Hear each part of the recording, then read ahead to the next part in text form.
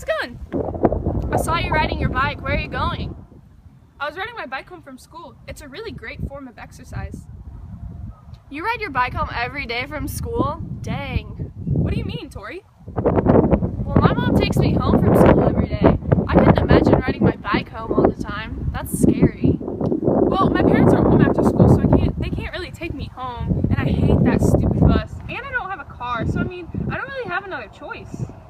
Are you sure that's safe though? So many things could happen to you. I guess I feel pretty safe. To what extent, Katie?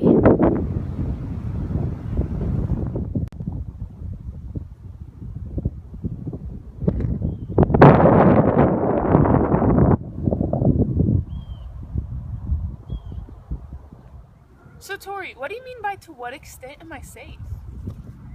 Well, if you haven't really thought about it before, then you don't really know all the things that could happen to you, and you don't really know how to prepare for them. You know what? You're right. Maybe I should evaluate the ways that I know that I'm safe. Well, do you remember a time that you were in danger coming home from school? Well, I remember this one time. There was a really scary car, and a man was following me. I even took a different way home from school than I normally do, but he was still there. But, nothing came of it. I was perfectly fine in the end. Well, I think that memory is really valuable, and thinking about your past experiences and trying to learn from them so you can be safer. Well, when I think of memory, I think it can be as simple as when I was like a little kid and I touched a hot stove, then I would remember how that feeling was, and I would know not to touch the hot stove again. So basically with memory, it's really just a learning tool that your brain just stores things that have happened to you, so you can just recall what you were thinking then and maybe know how to make the situation better. True, Tori, you have some really good points there, but on the other hand, memory can be easily altered. For an example, my mom would always talk to me how at my very first soccer game, we would line up and I had a penalty shot, so I would stand there and then I would shoot it and I won the winning goal. And honestly, I don't remember that happening. So every time she tells me, I feel like I'm remembering it, but I'm not really because it wasn't my own. And every time I bring that memory back, it changes a little bit. So that's just an example of how memory can be easily altered.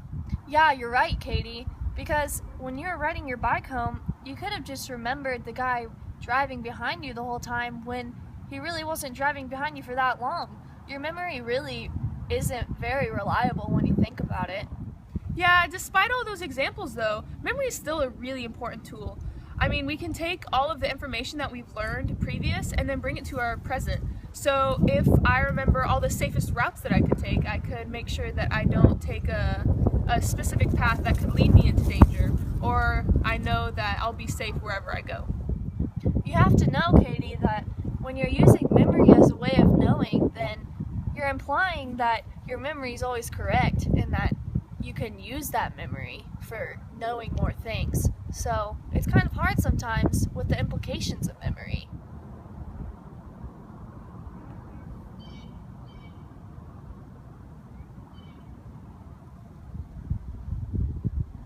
You know what? I think I could use my senses to tell if I'm safe or not. I think that would be pretty reliable. Yeah, Katie, how do you think you're gonna do that though? What senses would you use? Well, I guess I would use sight, because then I could see what's around me in my surroundings. And then I think the other one that I would use would be hearing, so I could hear if anyone was gonna come up and attack me. Yeah, well, even though you can see everything that's around you, you don't really see everything, because there could be a car that is on the other street that's coming by fast and you just don't see them until it's happening.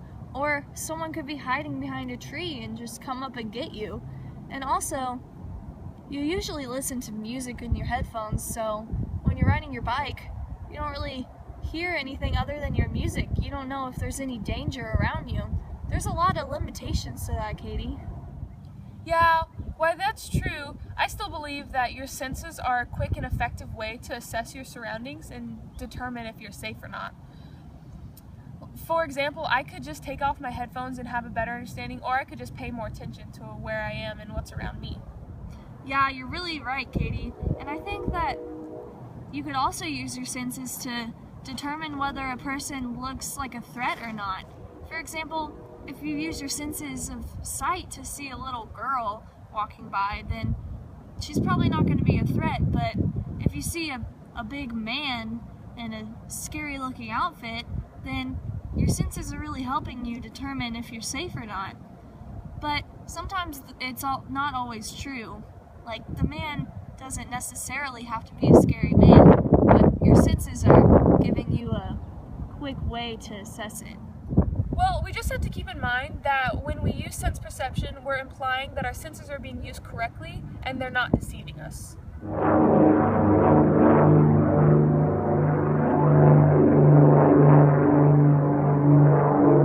Katie, have you ever thought about using your imagination as a way of knowing that you're safe? Wow, I never really thought about it. How would you do that? Well, people usually think about imagination as like unicorns and aliens and stuff like that, but you can actually use imagination to play out different scenarios in your head of what you might think is going to happen, and then you can use those scenarios to think about what you would do in each of them. I think it's a great way of knowing that you can be safe. Wow, I never really thought about it that way. I guess I could imagine a lot of scenarios where I might not be safe.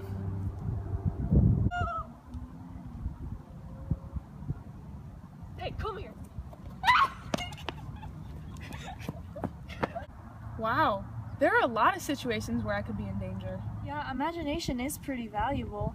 I mean, you can imagine things that have never happened before in your life and use them to think about the possible dangers that could actually happen. Well, I mean, if you really think about it, how true is imagination? I mean, we can run wild because we can imagine about unicorns and aliens and stuff that most likely could never exist. So, I mean, the situations that we're imagining that where I could be in danger, they might never happen or could never happen. Yeah, we have to keep in mind that when we're using imagination as a way of knowing, we're implying that we have a basic understanding about how situations work and we're not getting too unrealistic with them. I think that's really important.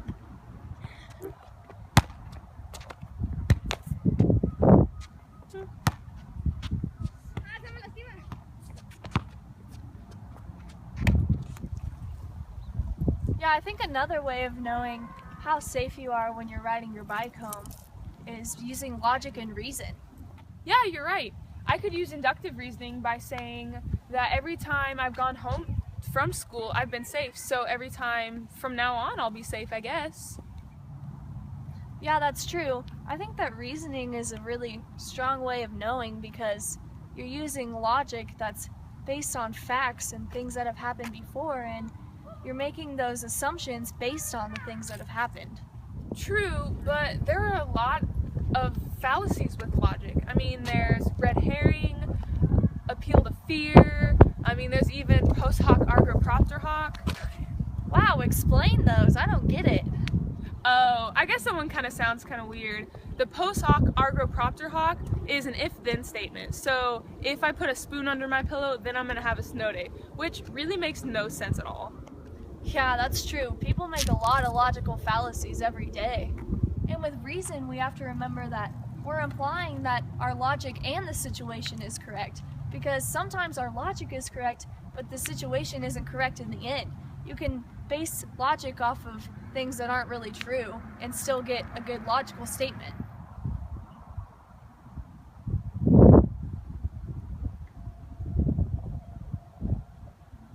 Well, thanks, Tori. This was a really awesome conversation and made me think about if I'm really safe when I ride my bike home or not. There's all these ways of knowing. Yeah, I mean, we talked about memory, sense perception, imagination and reason, but there's still language, faith, intuition, and emotion that we didn't even talk about.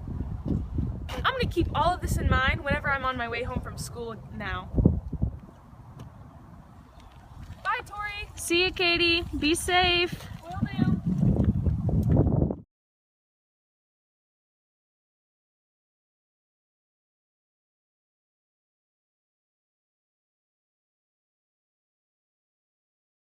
Katie, you went the wrong way!